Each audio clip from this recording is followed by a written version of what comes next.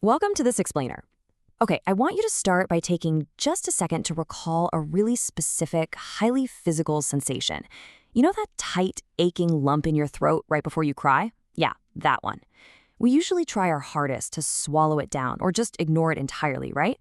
But today, we're going to dive into the research and see how that exact physical feeling sets up our central thesis here. Human sadness is actually an intentional, incredibly sophisticated architecture.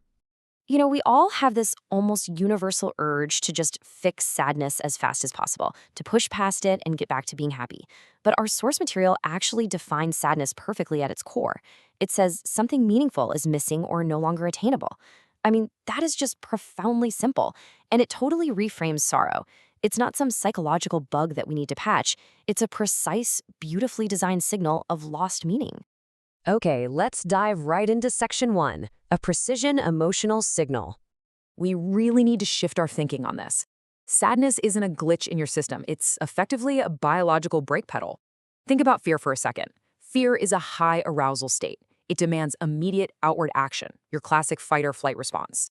But sadness? Sadness is the exact opposite. It's a low arousal state with a really deep inward focus. This biological brake deliberately cuts down your external motivation, so you're literally forced to stop, look inward, and do some serious introspection to reevaluate your life path. Which brings us to Section 2, the brain's holy wiring. The source material views this emotional architecture as a holy wiring, essentially a system designed by a creator specifically to help us process the wild complexities of the human experience. And it's not just one localized spot in your brain, it's a massive dynamic symphony. You've got the subgenual anterior cingulate cortex, or SGACC, acting as the main emotional hub, perfectly balancing your logic and your feelings. Your prefrontal cortex is working hard to regulate the emotion, while the amygdala provides this sustained emotional tone. Then, your hippocampus catalogs the memory so you actually learn from whatever you lost. And finally, the insula. This is the part that generates that actual interoceptive, physical, felt experience of sadness deep in your chest or your stomach. And that physical feeling, it actually triggers a highly specific neurochemical response. Cortisol steps in and initiates the physical stress response to the perceived loss. Basically, the HPA axis floods your system with this hormone. Now, I know that sounds bad on the surface, but it actually kicks off a brilliant neurochemical dance designed specifically to ultimately force your body back into homeostasis, or balance. And here's why that dance is so brilliant. Because right after that stress response, we get the ultimate counterbalance, oxytocin. This is a massively powerful anti-stress agent that steps in, inhibits the HPA axis, and stimulates your rest and digest parasympathetic system. This incredible chemical promotes social bonding and actively drives us to go seek comfort from other people or from a creator.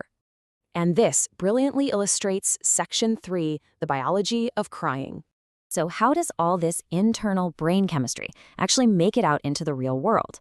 Well, it happens through a uniquely human release valve, a 6-stage circuit. It kicks off with your body recognizing the emotion. Then your amygdala activates to gauge just how intense it is, and your hypothalamus starts coordinating the stress. But then the brainstem gets involved. It stimulates the vagus nerve to slow down your heart rate, ultimately ending in the lacrimal gland producing tears. And here is absolutely the most amazing part from the research. Emotional tears actually contain leucine and enkephalin. That is a natural painkiller provided right there by your own body to literally soothe your spirit as you cry. It is physically removing stress hormones right out of your body.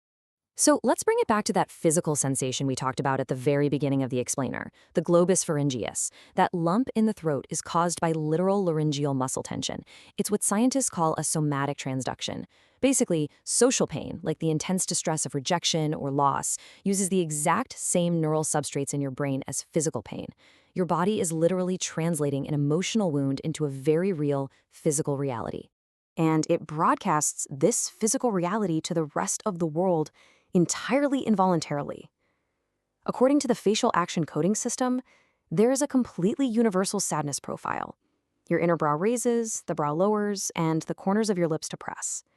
Even if you try your absolute hardest to hide it, these little microexpressions physically communicate vulnerability, and they silently invite empathy from the people around you. Now we're moving to Section 4, the cognitive benefits of sorrow. Now, we are going to completely shift the paradigm here because sadness isn't just some physical release valve. The data actually shows it is a cognitive superpower. Research by Joseph Forgas highlights that mild sadness promotes what's called analytical rumination, and that brings some massive cognitive advantages: reduced bias, analytical depth, and increased skepticism. Think about it. When you're a little sad, your brain drastically reduces judgmental errors. It actually improves your eyewitness memory performance, and it makes you way less gullible. Why? Because you are systematically processing information instead of just relying on lazy mental shortcuts. Our source material also notes a really profound theological distinction in how we process this state, contrasting godly sorrow with worldly sorrow. It outlines that godly sorrow is characterized by humility and a genuine desire for change, leading to true transformation and life. On the flip side, it describes worldly sorrow as being self-centered, heavily focused on shame and consequences, ultimately keeping a person totally stagnant and in despair. Whether you look at it theologically or psychologically, it's a really powerful lens to evaluate the utility of our own grief. Which brings us to a very important section 5, sadness versus clinical depression. Okay, so the crucial point here is that we have to make a vital, truly safety-critical distinction between healthy sadness and major depressive disorder. Sadness is a temporary signal. It's linked to a specific loss, and while the world around you might feel empty, your actual ego, your sense of self, is preserved. On the flip side, pathological depression is a system stuck. It's pervasive, it's persistent, and it's ego-impoverished, meaning the self actually feels completely worthless.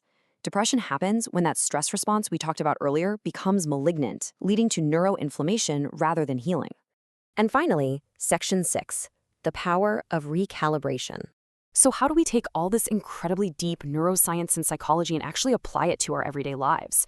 Well, throughout history, humans have found amazing ways to manage sadness just by embracing it as a messenger. Culturally, we see this everywhere. In Stoicism's tranquility, Aristotelian catharsis, the Portuguese concept of saudade, or the Japanese mono no aware, they all find this deep beauty and depth in transience and sorrow.